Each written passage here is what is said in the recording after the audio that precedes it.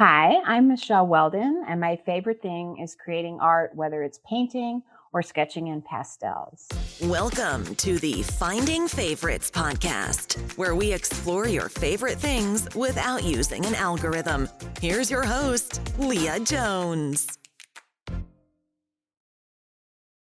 Hello and welcome to Finding Favorites. I'm your host, Leah Jones, and it is May 1st, 2021. Happy May Day. Well, you're listening to this on May 2nd, but I hope you had a meaningful May Day.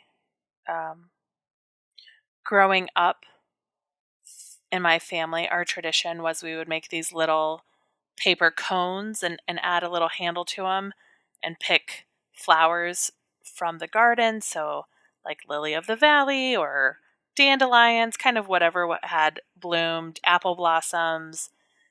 Would wrap the bottoms in wet paper towels, put them in these little paper cones, and then we would hang them on doorknobs of our neighbors. So Mr. Smith, the Wilsons, the Purcells, Betty, who lived next door, and we'd hang these flower baskets on people's doorknobs, knock, and run away. And that was how we celebrated May Day growing up. As an adult, I have learned a little bit more about May Day as that in the rest of the world, it is Labor Day. It's a day that unions are celebrated and workers are celebrated. So it has a much different meaning than the one I grew up with. And I think that's interesting. Tomorrow is officially is the annual meeting at my synagogue and the last day of my term as president of my synagogue. And I spent today preparing by watching a 25-hour live stream of the Doughboys called the Dough-a-thon. They were raising money for a restaurant workers collective to support restaurant workers who were impacted by COVID-19 and the shutdowns across the country. And it was a lot of comedians I enjoy. I'm a member of the Dough Squad, which is a Discord server of fans. And I don't know, it was like spending a day at a festival, chatting with people who were sitting nearby. And I don't know, it was just super fun. Lots of comedians I liked came through. And it was just really, I just checked out of work, of my volunteer life. And then when that finished, I edited today's episode for you. Also, a couple weeks ago, I finally started an Instagram account for the podcast. It's Finding Faves Pod. That is the Twitter account and the Instagram account. Would love if you'd follow. I'm trying to do more clips than I was doing on my personal social media and share links out throughout the week. And also looking for feedback, so you can send me messages on those on Twitter or Instagram or I guess leave a comment on the Podbean page. But I'm coming up on a year. June will be a year of doing this podcast. My first interviews were over Memorial Day weekend a year ago, and I released them in late June. So I'm also open to feedback. This week I did a bonus episode that didn't have this little introduction. I don't know if this introduction actually adds anything to the interview or not. I do think it's good to at times when the time and place is so, when what happened between recording the interview and releasing it, when the world has changed dramatically, I think these are really useful. But I don't know. Is this upfront part of just me talking at my computer? Is this a useful part of the podcast, or should I just get straight to the interview? I don't know. And also, I guess as I head into the second year of this, I would love more reviews on Apple Music or other podcast review sites. Hopefully 5 stars, but you don't have to give me 5 stars. So yeah, I'm going to keep doing it. And I have a couple exciting, the next couple weeks I've got So today we're with Michele Weldon. She's a journalist who loves to paint. And then coming up, I've got an interview with Alyssa Camelhort Page, who was one of the founders of Blog Her. And we're talking about Buffy. And then I've got Adam Salzer, who I know through the How Did This Get Made fan community, on to talk about wrestling. So we've got I've got some episodes recorded, but I want to know what you think about this effort and where it should go in the future. Topics you want to see. You can introduce me to people that you want to see on the podcast. I'm always taking introductions. And with that, please stay safe, wash your hands, wear your mask at indoor situations and socially distance. But, you know, the CDC has made it a little bit more difficult to have a catchy tagline, but do stay safe and be kind.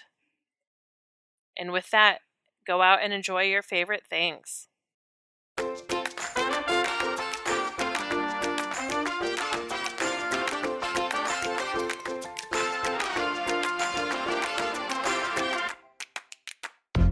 Hello and welcome to Finding Favorites. I'm your host, Leah Jones, and this is the podcast where we learn about people's favorite things and get recommendations without using an algorithm. This week, I am joined by author and journalist Michele Weldon. She is the author of her most recent book. It's called Act Like You're Having a Good Time. Michele, how are you doing this evening? I'm doing great, thanks, Leah. I'm so happy to be here. Thanks for having me. I'm happy to get to meet you. We were introduced by our mutual friend, Amy Guth. That's right.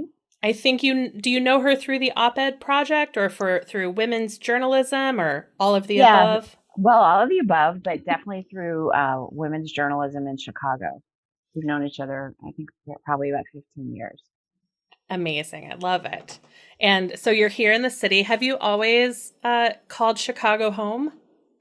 Well, I was born here and raised here and went to college, but then I lived in DC and Dallas and South Bend for a brief period, but we won't discuss that.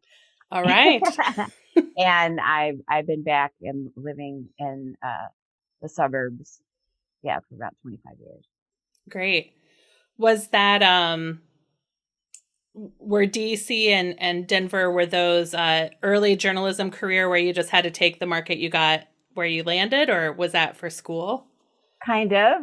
DC was finishing up my master's in journalism at Northwestern, and then Dallas I worked 5 years as a D city. Yes. As a columnist for the Dallas Times-Herald for 5 years in the 80s. It was a fun time. That is fun. What type of columns did they have you writing? What type of columns were you writing? I was a feature writer, so it was really, really fun. Oh, yeah. And the 80s in Dallas was when it was really extravagant, and I traveled a lot, and I wrote about celebrities, and it was just magnificent. I had an editor who loved me and was like, "What do you feel like writing about?" I'm like, okay, today I feel like writing about. So that hasn't really happened since, but it was great to be there then. It was fun. And then I left in 89, and shortly after the paper folded. I do not think the two are unrelated. I can imagine that writing features in Dallas when Dallas is on the air just even heightens everything. That's right. That's right. Yeah. Yeah, it was like that. And, it was really a different culture. Being a Chicagoan, a lifelong Chicagoan, and just even the food and the clothes and the shoulder pads and, and the big hair. Yes. And I got to interview a lot of really amazing people, like then Governor Ann Richards. Oh, what a dream. Who was magnificent. And I asked her, she was a very small woman. I said, "Why do you wear your hair so big?" And she said, "So it's not bigger than my ass." I was like, so stuff like that happened all the time. It was really wonderful. Yeah. Great. And what has been keeping you busy? You know, we're on the horizon of being able to leave our houses again. That's right. What has kept you busy over this last year? Well, I work with the Op-Ed Project, which is Mm-hmm. also how I know Amy. And I train fellows, now it's virtually, all over on how to get their ideas in the marketplace. Brilliant people, whether they're doctors or nurses or academics or nonprofit founders or social justice activists. They have great ideas, but unlocking that piece of how to get it in the marketplace Mm-hmm. is different for them, and they don't have those skills. And just working with them and seeing their ideas shared and their lives changed, that is just magnificent. So I do that, and then I do my own writing. I write commentary for a lot of outlets like the Washington Post, USA Today, things like that. What topical commentary on what's happening in the world. Yeah. Do people call you in when they're like, Michele, we need to hear your voice on this particular thing? Or is it that the Op-Ed Project has made you so... Well, no, you were a journalist before. And the Yeah. Op-Ed Project, from what I've seen, I haven't participated in, but I've watched Amy work with people just like, let me help you do a little bit of brainstorming. So I imagine you have a way to have like, to be able to talk about almost anything given the time to prepare. Right. But I write about gender, media, and popular culture. I'm really Okay. not qualified to pontificate in anything else. And I have been, a journalist for more than 40 years. And I also taught journalism at Northwestern at Medill for 18 years. So I write about things that really make me angry, actually. Yeah. And that's been a lot of things lately, or things that I find really interesting because I don't have expertise in deep areas, but I do pay attention to popular culture and media Mm-hmm. and gender roles and all of that. So I tend to write on those topics. Outstanding. And there seems to be more of a, I don't want to say appetite, but I imagine that after Me Too started, it's not over by any means. But it seems like newspapers and news outlets were then willing to give more space to those conversations and opinions and what we needed to grapple with in that space. You're absolutely right. It broke it open, but I've been Mm-hmm. writing about those issues and violence against women and sexual harassment for decades. Yeah. But it's just more out in the open now. I mean, Yeah. with high profile cases and a lot of news breaking about it and people being fired for it. And it seems like there is a wider public appetite to keep up to speed on what's going on. You're right. Yeah. And then your book of essays, Act Like You're... Oh, I lost the tab. Where did my tab go? Act like you're having a good time. Act Like You're Having a Good Time. Tell me about this collection of essays.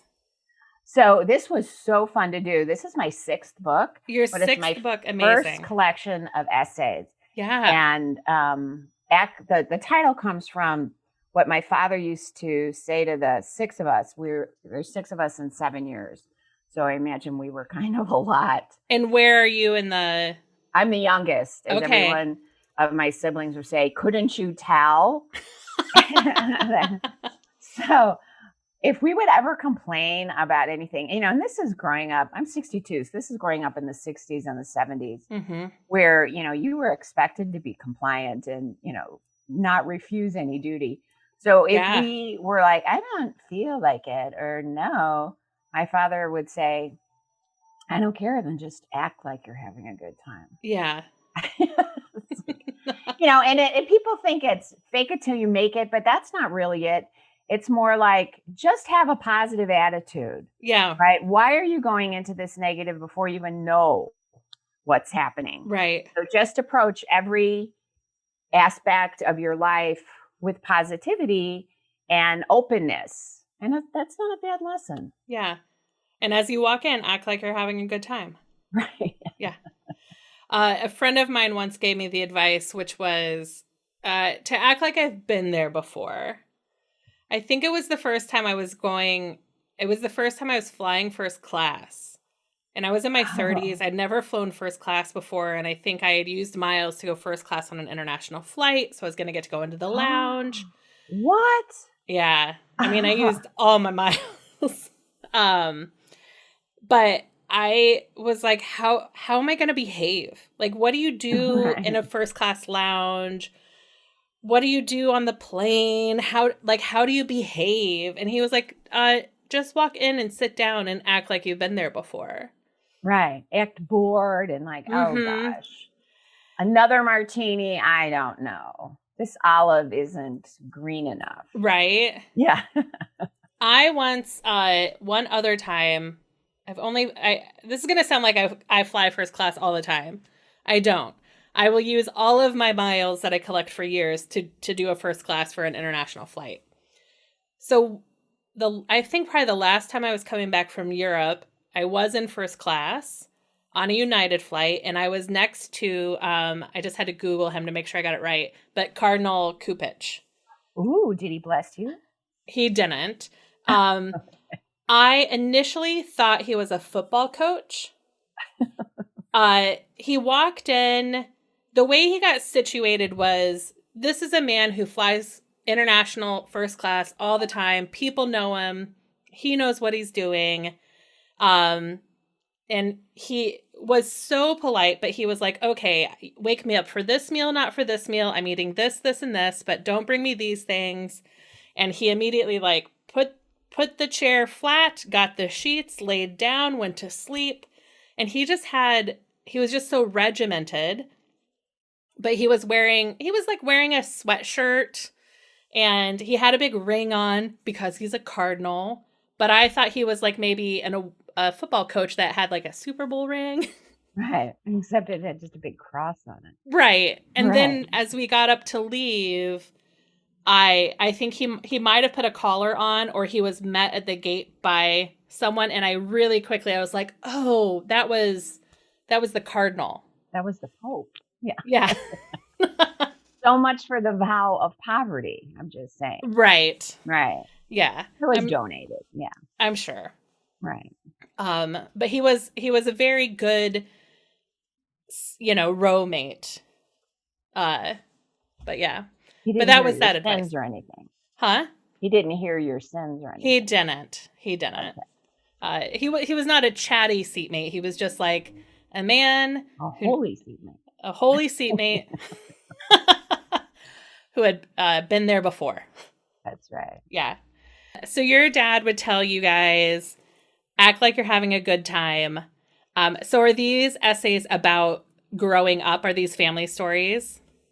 Some of them are, just a few. It's essays on life, work, and meaning. So I write a lot about ageism and invisibility and purpose and friendship and, also creativity and how to authentically be who you are in the world. Mm-hmm. And it's really specifically non-prescriptive because those books make me crazy. It's like, if I clean out my basement, seriously, my life is not going to totally change. Right. And if I move the couch to face east, I will still have a mean client, Right. So it's about asking questions and being okay with not having the right answers. Mm-hmm. And I think a lot of women and men too are in that point of self-discovery. So that's what it's about. Yeah. And this year has really given ample time to sit back and reflect and just be still. It's really something else.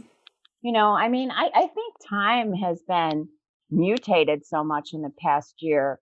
There are days where it's like, oh my God, is it still Thursday? Mm-hmm. You feel like it's been, 39 hours long.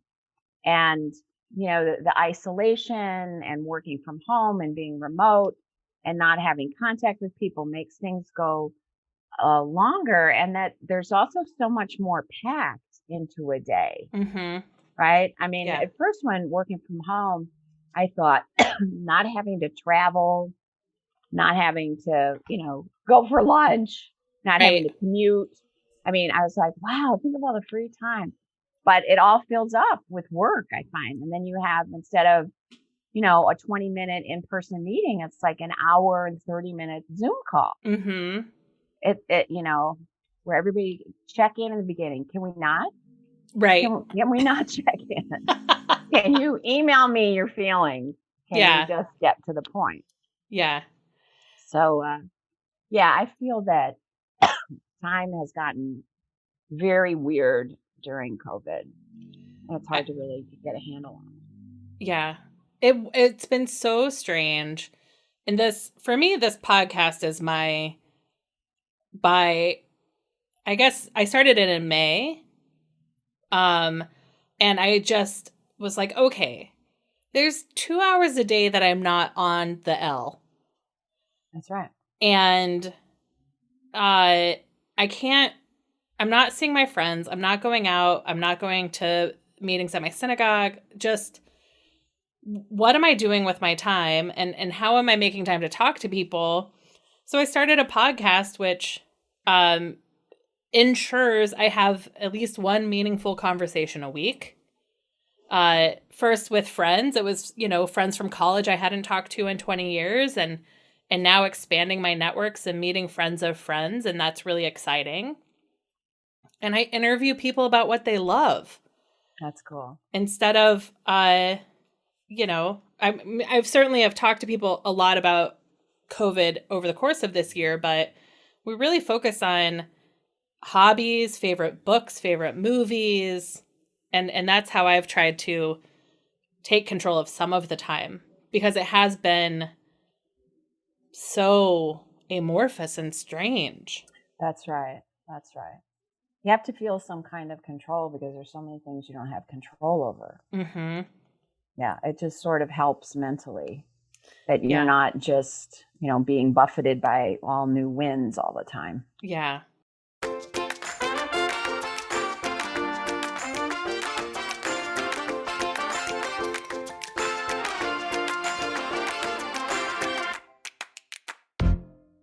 This is probably a great moment to ask you, Michele. What is your favorite thing that we're here to talk about? Oh, I'm so glad we're talking about this. I got back into painting, oil painting, and sketching in pastels, and it is possibly the best part of my life for a number of different reasons. I mean, I was artistic as a kid. Mm-hmm. When other people were selling lemonade, I was selling hand painted rocks, from the driveway. Yeah. Uh-huh. For its paperweights. I would put a piece of felt on the bottom of the rock. And they were a lot. I think they were like $5. and then because none of them sold, it turned into buy a rock, get lemonade. So that was that. And I had painted in high school and a little in college. Mm-hmm. And then after, I have 3 grown sons, and after having children and working, I did not paint or sketch for 25 years. Okay. Yeah. And then I finally had the time to. Mm-hmm. And it just reopens your imagination and refuels my creativity. And it's kind of this sacrosanct part of my life that is not judged. Mm-hmm. I'm not paid for it. Yeah. No one is like, I don't know, it should be green, not blue. It's just mine. And it's marvelous. I really, really love it. And when did you start painting again? About 7 years ago, I started Okay. to take classes at the Art Institute. Okay. And those were sketch classes, and just got back into it that way, and that was, the world was open up. So it was Mm-hmm. actually at the Art Institute.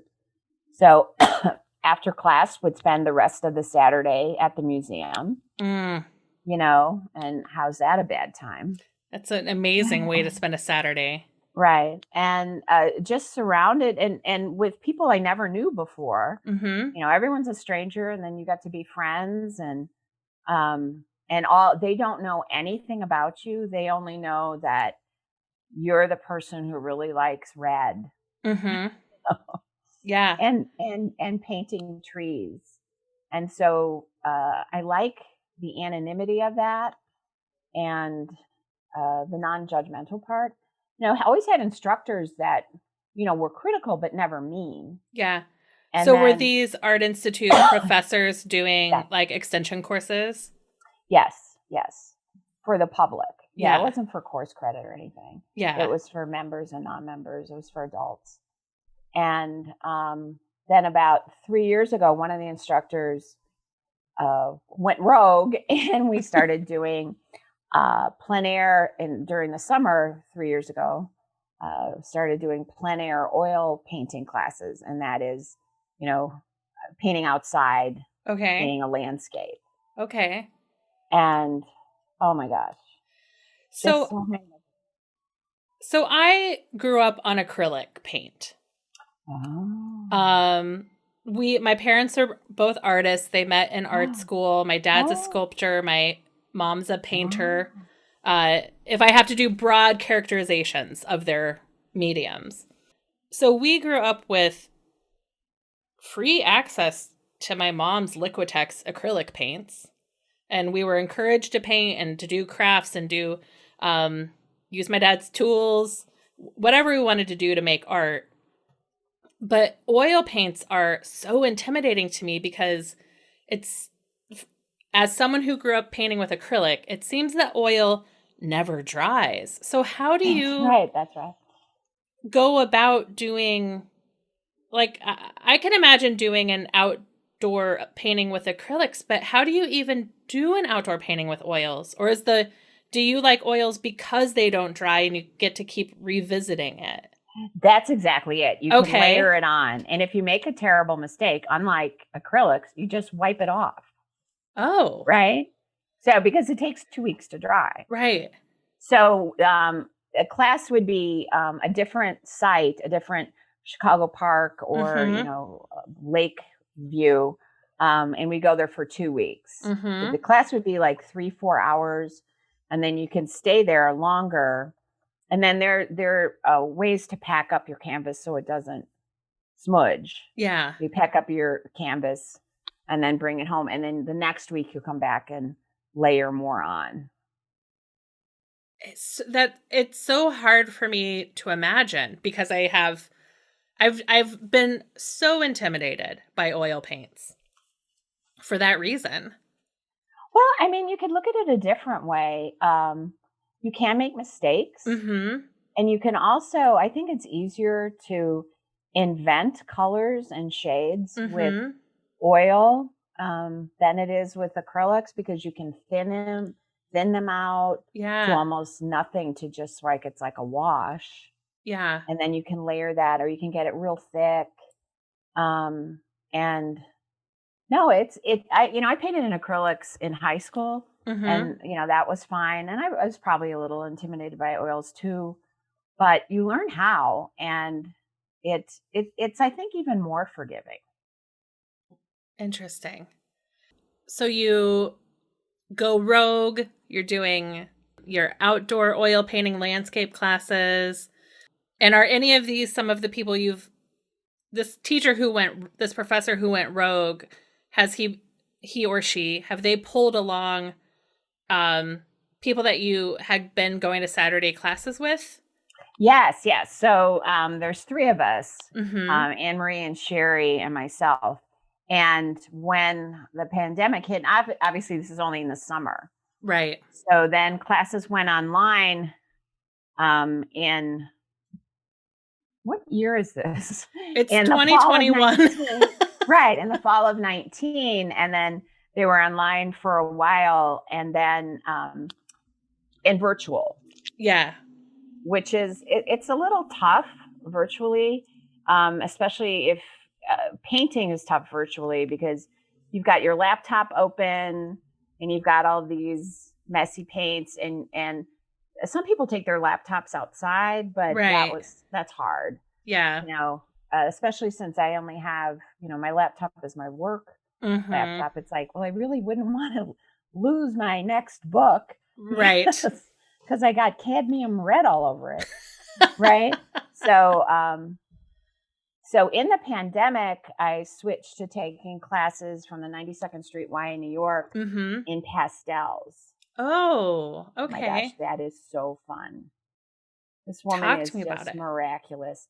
Well, it's all about color, and it's all about seeing Mm-hmm. differently. She had us do this was so intimidating. Talk about, intimidation. She had us paint, sketch in pastels, a landscape upside down. Hmm. So you're looking at, I had like a mountain scene, Yeah. and you have it upside down, and you had to sketch it upside down. So you're really looking at shapes. You're not like, that's the road, because you can't even really tell what it is. Right. You can't use any of your, is heuretics the right word? Any of the things that you have taught yourself about a mountain is a triangle. It goes this That's way. right.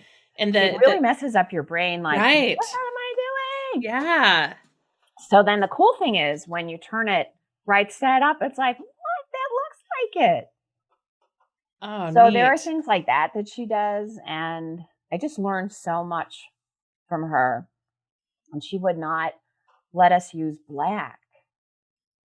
Were you on black paper or you were on No, you okay. can, she made suggestions for whatever color, if you were doing, mostly a water scene or an urban landscape or whatever, Mhm. she would make suggestions. But yeah, and I was like, what? No black? She's like, make your own, like add red to purple to blue to brown. And then things look so different. Mhm. It's almost like, now I think, well, I'm not going to use charcoal because that's cheating.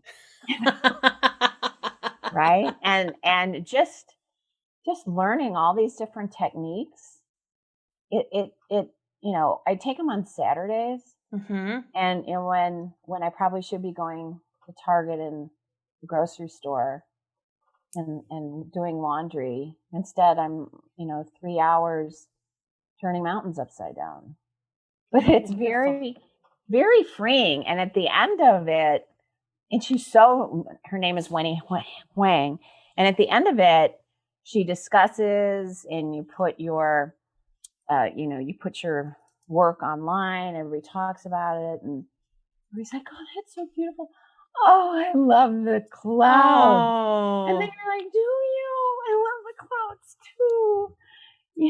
And it's just remarkable to be around people who are talented and invested, Yeah. and it's non-judgmental, and you don't feel like anyone's going to be mean to you about Mhm.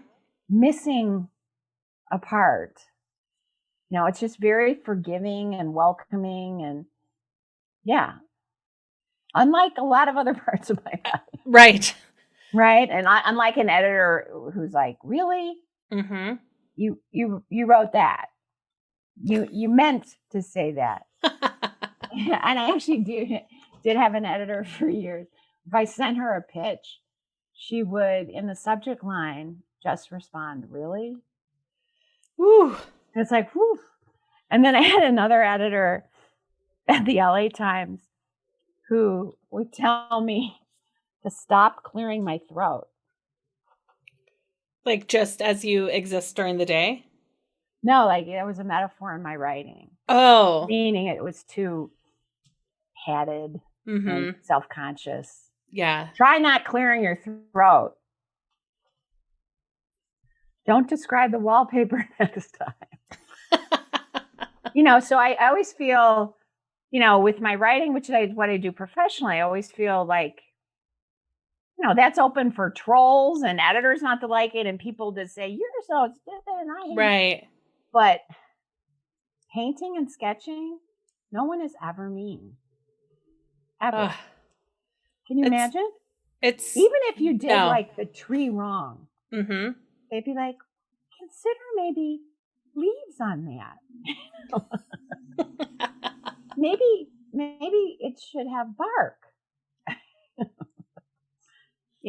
And it's just acceptance and openness. It's fabulous. Yeah.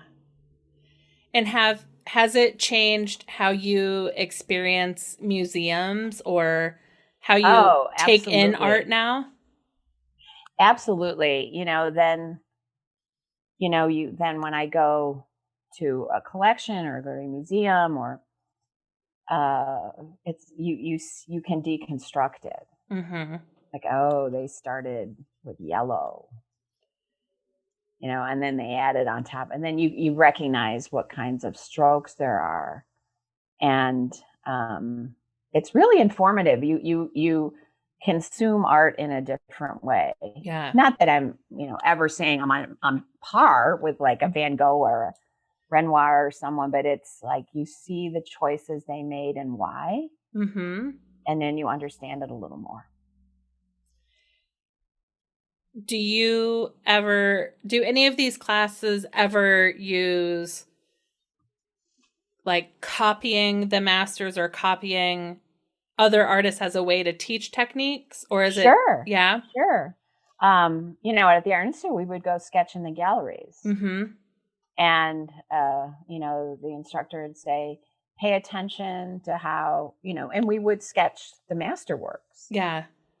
And he would always say, you're not copying, you're just trying to see how they arrived at that. Okay. So it was, you were available to interpret, but the great part about that is it really teaches you how to be patient with what you see. Mm-hmm. And I would always find it amazing that I could sit in front of, an artwork that I've maybe seen 50 times in my life. Yeah. Sit there for 3 hours and then be like, what? There's a dog in the corner. There's a hand. You just like things, almost like in a Polaroid, like things just emerge when you really look at something. And the way you think about and imitate color and try to achieve color, it affects how I dress. It affects, my house, like how I'll arrange a pillow, colors, and even, I notice, like, even in making dinner, it's like, well, that is really a beautiful plate. Mm-hmm. That has, brown rice and red peppers and golden artichokes. And so you really notice everything.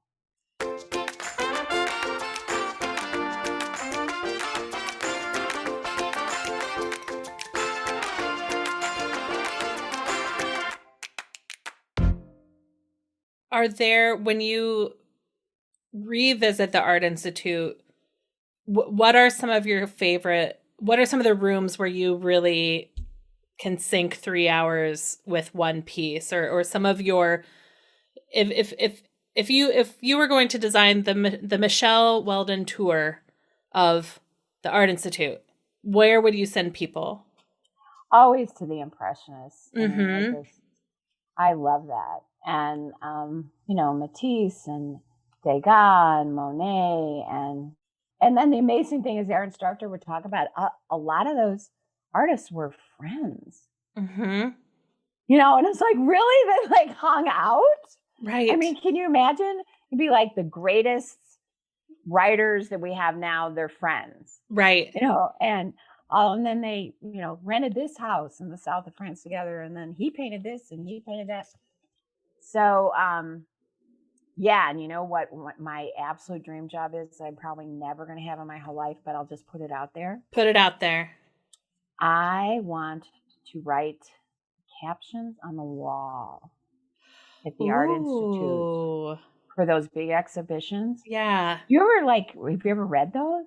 They're so smart and Yeah. they're so informative, and they're articulate and they're masterful and they're gentle and they're inviting, and it's like, oh, and they're huge, right? Right. So it's the whole wall are these 3 sentences. Mm-hmm. And so that's That's your secret dream. I don't know how one does that. I imagine that they're written by or in collaboration with the curators, right? And people who are art historians who know things. Mm-hmm. So that would eliminate me from a job position.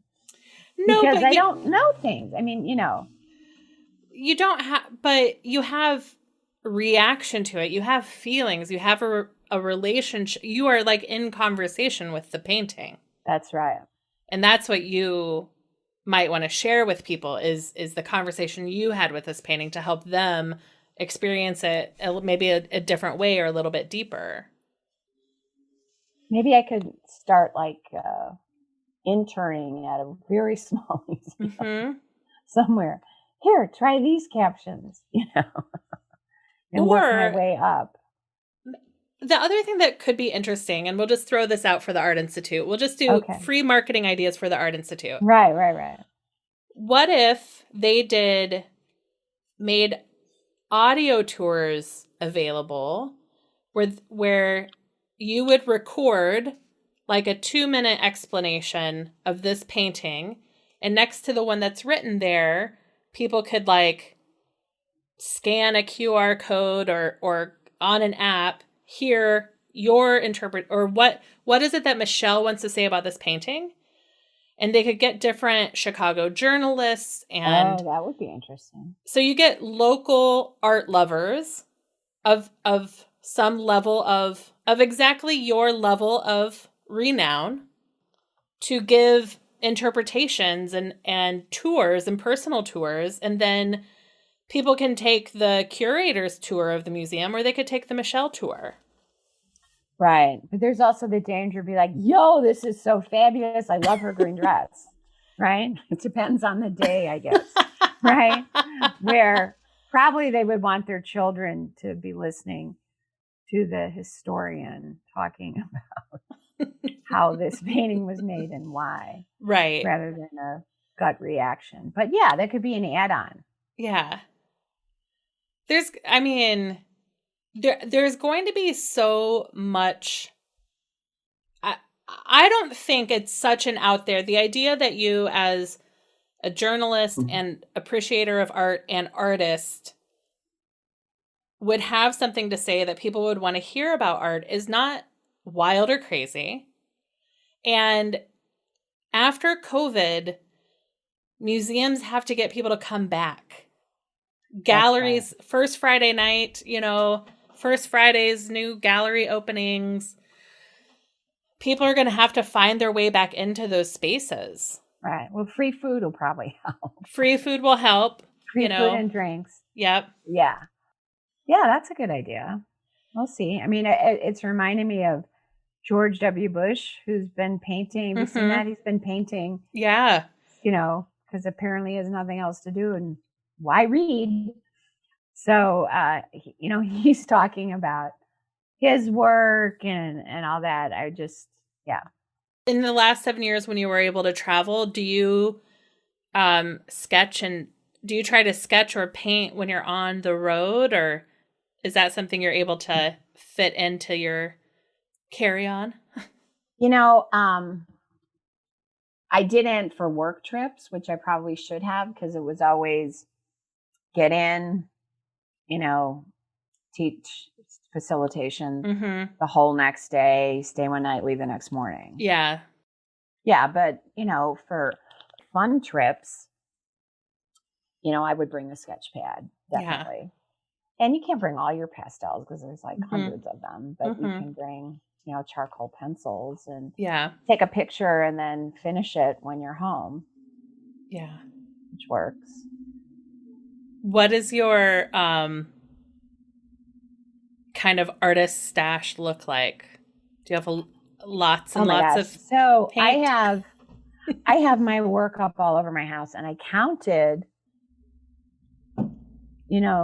probably about a year ago. I have kind of a big house. I raised my kids here. I'm still here because Yeah, it's actually cheaper to live here than to live like in a one bedroom sure. downtown.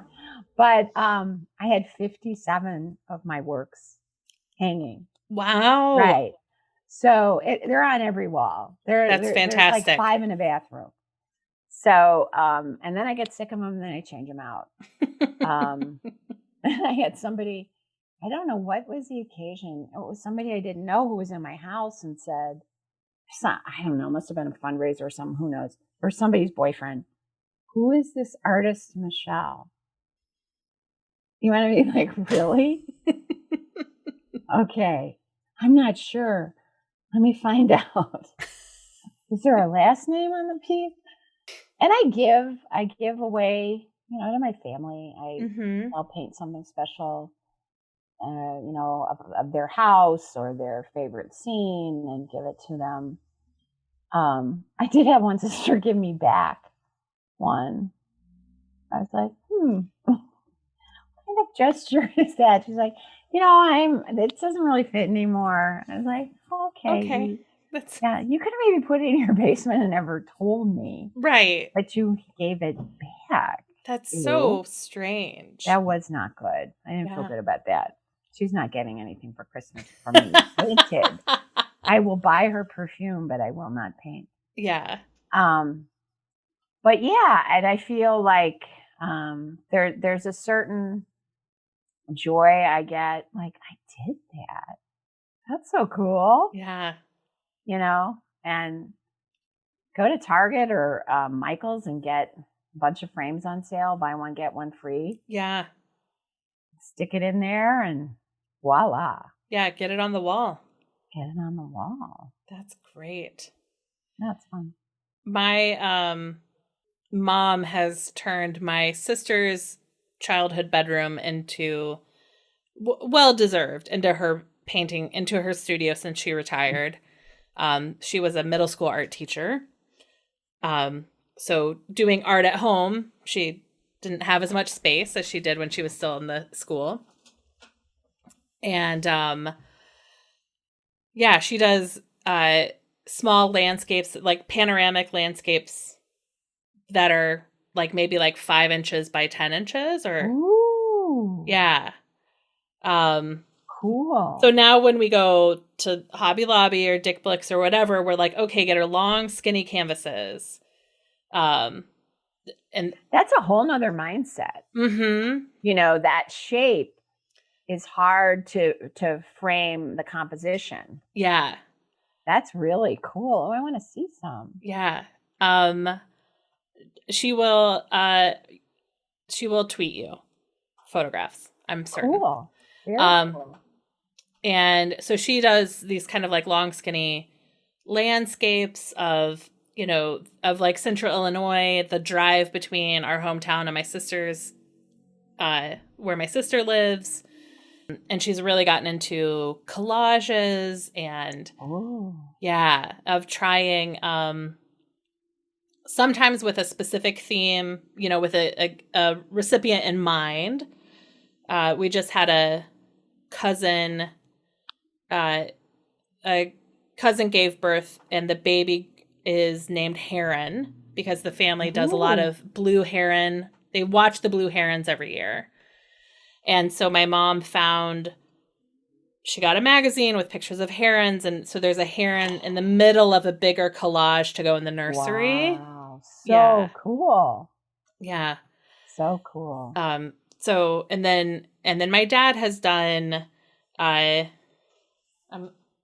there's not like, if I turn my computer this way, do you see that giant hot dog on top of the bookshelf? So I've got a number of sculptures and screen printing and different other objects from him. After he retired, he went to start work on his master's in ceramics, and it's very fun. Very cool. I don't know how to do that. I did that. I used to take the I have 3 sons, and when they were little, I would take them to those pot, not pot, Right. those like ceramic places where you make a plate and you print Right. it, for the day, and yeah, and they would they would make like dragon figurines. I'm like, could you just do like a serving plate? Do we have to do like a monster? How about something that's useful? Right. So, but I don't have any talent in that sculpturing creation thing. I don't know how to do that. Yeah.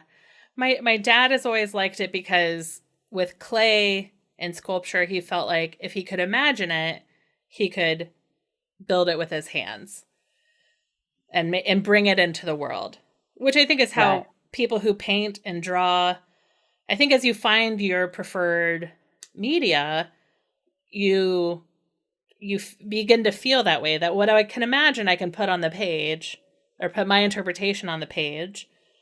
And I think we find the types of art that let us do that, whether it's writing or painting or sketching, sculpture. Right. Right. And there's something wholly satisfying about creating something from nothing. From an idea. And I'm surprised a lot. It's like, oh, that turned out, Yeah. or I can fix that, or I know how to fix that. That didn't turn out exactly as I wanted, but yeah. At the end, when you see, it was like, this did not exist yesterday. Right. And it's in the world and it's mine. Yeah. So, how many things can you say that about? Right. Do you tend to have like many projects working in parallel, or are you work on one and you finish it and then you start the next? I'm a one at a time person. Okay. Because it's too confusing for me. And that would make it stressful. And the point is to de-stress from this.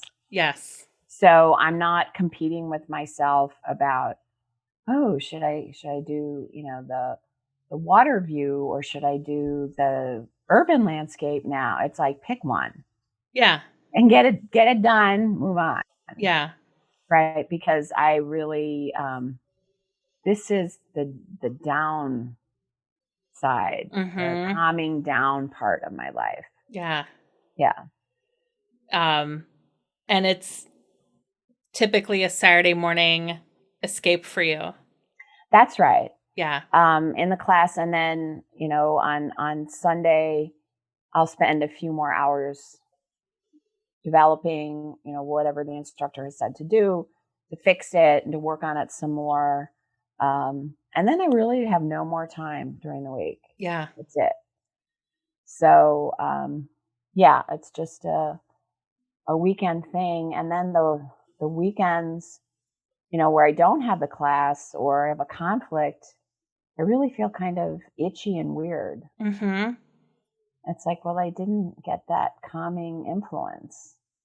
Yeah. I didn't get to do something that was separate from my paid work. Yeah. And that, is anonymous and just free flowing. Yeah, it is. It is hard when Jason Diamond just wrote a great column in the New York Times about the value of routines, especially during COVID, during the pandemic, whether they're daily routines or weekly routines. And one of the things I did probably for the first 6 months was I ran tech for Shabbat services at my synagogue.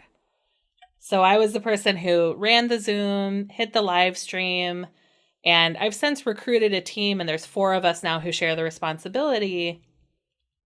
And the last 2 weekends I haven't run tech.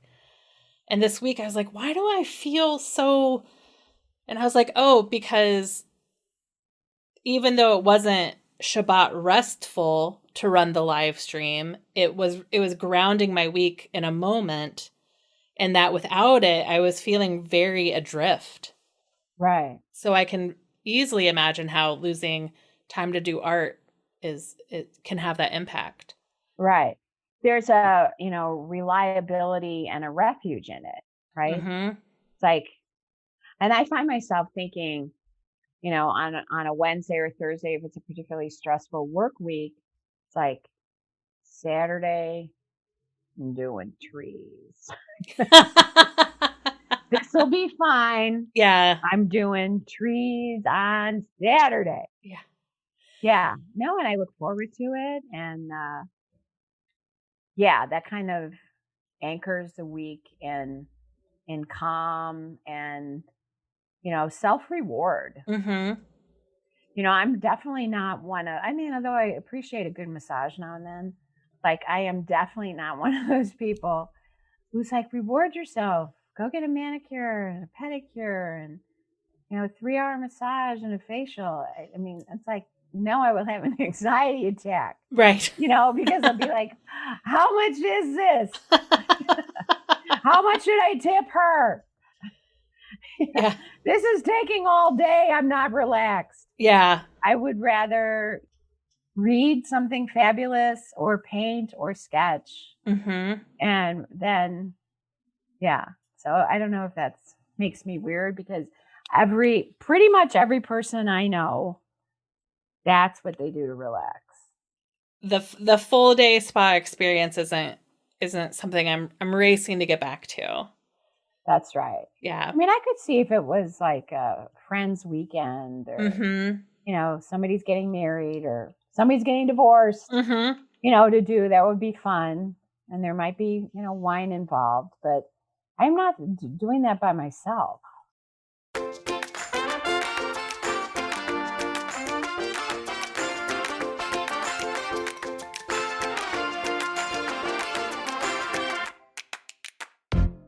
Do you ever pull any of your friends who are not anonymous to you into the painting classes, or is this is a really like, this is Michele and the people through art? Well, like I said, I've become good friends with Mm-hmm. a few of the women, and I suggest it to other people, but I don't think anybody has ever taken me up on it. It was so funny. Recently I was leading a fellowship at DePaul, and there was a woman who was in the program, and I couldn't figure out how I knew her. Mm-hmm. And I was like, how do I know her? And I'm going through like, God, was it a party?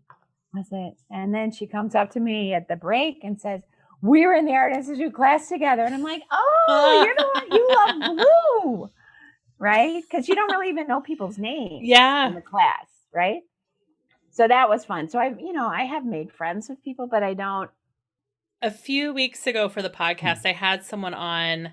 I don't know if you ever knew Kim Clark. He was a writer and writing instructor. He was at Second City, and he founded the Acorn Theater in Three Oaks.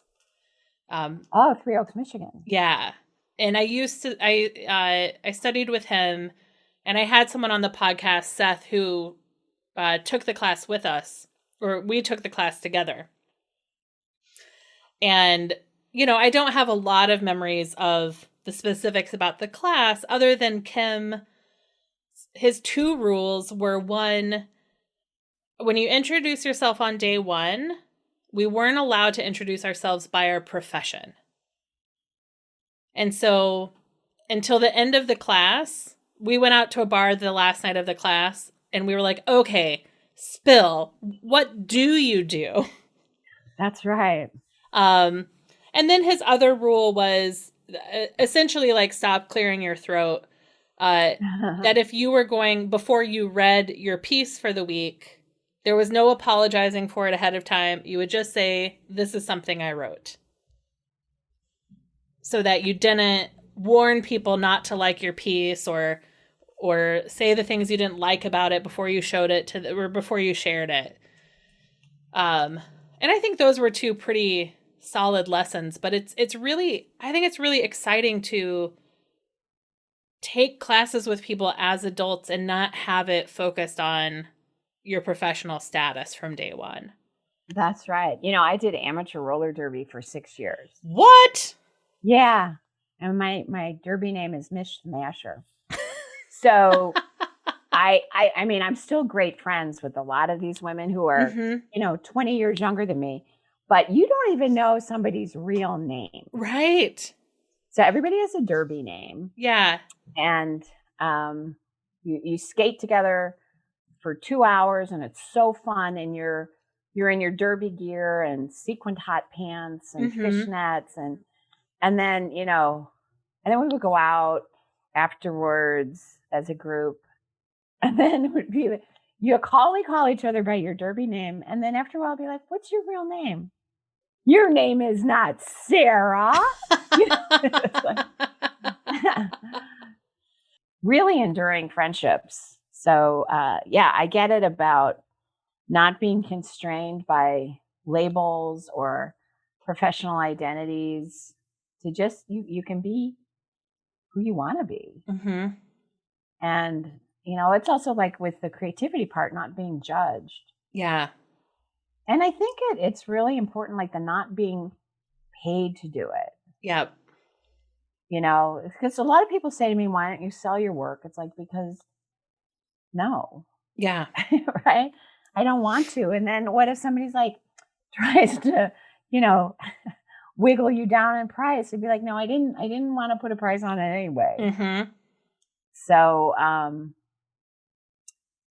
yeah, I mean, I don't want to, I don't know if anybody would buy it, but I don't want to, that I'm not paying the gas bill with it. Right. Well, and there's such a pressure, so much pressure in the 20s, which is where we are now. That's weird. To have a side that every hobby must be monetized. It's just such a weird part of our culture right now that everything, if you have a hobby, it must become a side business. It must become, your goal must be to leave your day job to do your hobby. And then when you do your hobby professionally, it ruins the hobby. That's right. That's yeah. Right. It's like the side hustles, everything. Well, I've kind of always had the side hustle of writing on the side for the last 40 something years as a staff writer on a newspaper and a magazine and all that, then doing book writing and other commentary on the side. That was always my side hustle. Right. That was enough, and then I'd be afraid, my side hustle, if ever tried to monetize my artwork, that it would go the way of the painted rocks. I'd be like, you get a steak dinner with this painting, with this lakefront scape. Yeah. 2 steak dinners. Yeah. What is on the horizon for you? Is there a new medium that you are going to look for classes in next, or are you a oil, I'm oil gonna, girl? Now that we're coming up to summer, I'm going to try and find another plein air class, because that former teacher isn't doing those anymore. I'll be able to find it. And I don't want to do it virtually. I want to, be in the park or at the site. Yeah. And I'm working on another book of essays, and I have a publisher interested, but I haven't, finished putting it all together yet, that has my paintings in it. Wonderful. And that I write, the essay will be somewhat related to the painting, like in theme or so, or an idea or a metaphor that's captured in the painting. When you're brainstorming essay topics for that, are you walking around your house and looking for which painting comes next? Yes. Yeah. So I have a painting that I did of my living room that is of these 2 shocking pink love seats that were my late mother's. And I love them. And when my mother passed in 2002, I said to my brothers and sisters, can I please have the pink couches? Everybody's like, no problem there. Get it. Like, no, they're like They're the fantastic. best. So this next book is going to be called Pink Couches. And I think the subtitle will be Essays on Persons, Places, and Things. Mm-hmm. Is there anything about painting or pastel sketching or your relationship with art that if we hang up the Zoom, you would be so sad that you forgot to tell me or that I didn't ask you about? Well, I think advice on that would be allow yourself the freedom to experiment Mm-hmm. and do not judge yourself on whatever transpires. Yeah. And find the joy in even selecting the perfect yellow. Mm. Find the smallest piece of that creative endeavor and really celebrate that. Because we don't have moments and possibilities like that often. Yeah. Especially this past year. That give yourself some respite and don't be hypercritical. Don't be around people who are hypercritical. Yeah. And be like, yeah, I would have moved those rocks there. Like, sorry. Yeah. So, because it's really enjoyable and it really frees you up to be refueled and just to have like a vacation from the rest of your life. Yeah. For a few hours on a Saturday if you have it. Mm-hmm. You've taken classes at 92Y virtually that have been successful. Yes. Great. Yes. Yeah. I had another guest on, Lauren Saran. She's a book publicist in New York who took like a 1-day jewelry making class at the 92Y. And that led her, within 18 months, she was like living in Italy studying jewelry making. So. Wow. Yeah. But she was there when COVID hit. So that put an end to that school. part was not so good. So that part was not couldn't great. Get home. Right. So maybe I'll imagine for myself a first class trip. Yes. Next to a cardinal. Yes. On the way to Italy to paint. That's wonderful. Putting it out in the world. Do it. I suggest Assisi. It's a beautiful place. Oh, I've been there. Have you? Not. I was there in my 20s, but yeah. So, Michele, where can people find you online? How can they follow you? So, my site is micheleweldon.com. Michele has one L, and that's because my mother said, "Why would I give you a name with hell in it?" Okay. And I'm on Twitter at Michele Weldon, all one word, and I would love it if you would check out my latest book, Act Like You're Having a Good Time. It's kind of everywhere.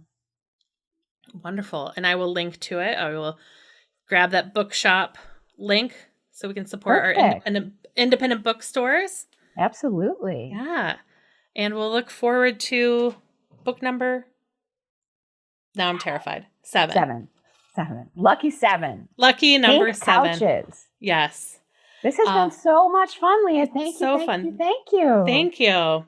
Thank you for listening to Finding Favorites with Leah Jones. Please make sure to subscribe and drop us a 5-star review on iTunes. Now, go out and enjoy your favorite things.